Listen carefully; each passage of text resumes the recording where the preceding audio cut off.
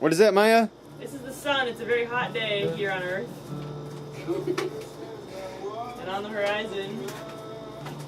Go time.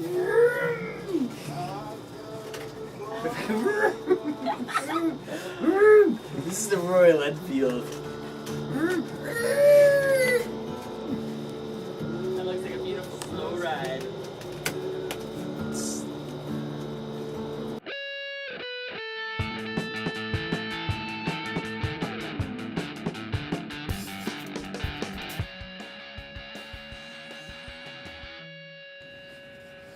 So what are we up to, Albert?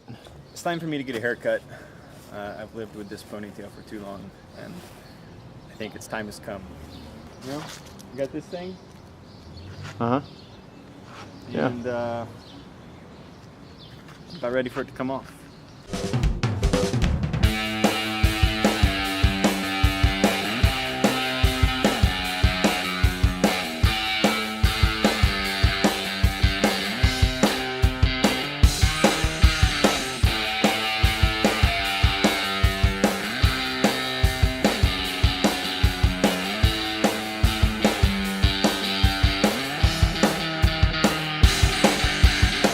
Do people around here ever talk about global warming or climate change? Not really. It's not really a big subject. I mean, people will talk about the weather like lately, or the subject is how hot it is the last couple of days. Other than that, not much. I don't think too many people are aware about it. What kind of questions do you have about it? Like, is it because of like humans, or is it just like Mother Nature? Do you have an opinion either way? I would say we have something to do with it. Maybe like pollution, maybe us like using up a lot of natural resources and things like that. This is our earth we live on, and we gotta take care of it.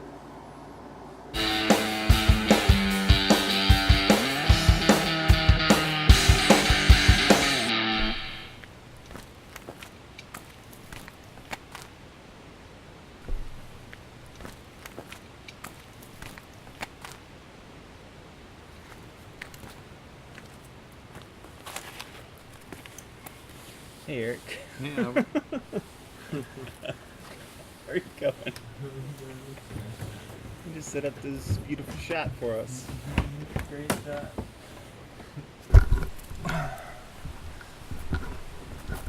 So, Eric.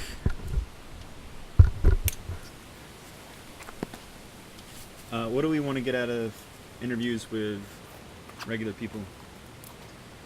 If climate change is happening, then it's a global issue that affects everyone, and the only way we're going to be able to do something about it is if we figure out how to engage everyone into this conversation. Mm-hmm.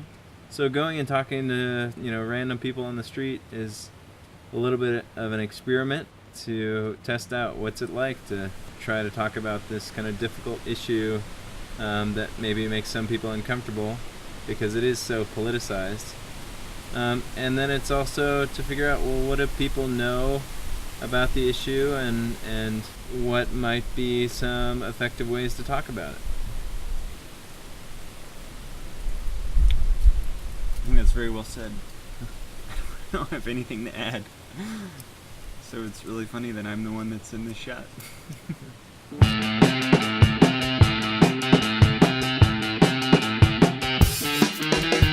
My name is Joe Ross. I drive a truck at Beckerly Lumber here in lovely Haverstraw, New York. Founded in 1666, this town. A lot of the places where we've been to, they've had some strange Yeah, weather. everybody says, yeah, it's a 100-year storm. I go, yeah, we had 3 of those this year. It was the most water we've seen. You know, we've had some hurricanes before, but Hurricane Irene, this town was awash, man. It was wild. There was a lot of interesting Where were you stuff. during that storm? I was home, but I came out in the morning. As soon as it stopped raining, I came out with my camera and was out shooting. We have an old industrial park up the road here from the 1800s, you know. So this building is all brick, and the river was racing through it, man. It was just like unbelievable flood stage. It was incredible. You said that happened 3 times in the last Well, everybody few says years? we had the October storm here. Yeah. The snowstorm in Yeah. October that downed half the trees and wires and everything else because the trees all still had their leaves on them. So the weight of the snow and the trees, and it was too much for it. You don't usually get snow when the trees are still. It was fall. Yeah. It was Halloween actually. Yeah. That happened. So Some people that we've talked to have suggested that the reason why the weather is weird has something to do with climate change. Have you yeah, no heard? question about it. Yeah. I play golf once a year up in Margaretville, which is upstate from here, 2.5 hours or so. It's in the Adirondacks, and they had houses there for 150 years. There was a house, a guy, a local up there, told me their town got washed away because it was right on the side of the Esopus, Esopus River, good fishing river. But there was a house that was there for 150 years, washed away, just the foundation left. Say, geez, 150 years, and they never had water. You know, you figure you're safe after 150 years, Yeah. don't you? You know, but yeah, they got spanked. The flooding was unbelievable. And north of us, you know, Vermont got hit hard in a lot of places. You know, but yeah, it was a hell of a storm. We get them frequently now. There's no question about climate change. Even though 95 or 98% of the scientists say that climate change is happening, they're still able to put out through Fox News and these outlets that are just propaganda, you know, that it's not really happening. And people believe that. They're low information voters, we call them. I'm a frequent guest. I go down to the Keys in Florida, and you can see the difference in the water levels, you know. There's islands in the Pacific that are gone. Yeah. You know, if you look at the glaciers, look at the caps, there's no question that there's global climate change.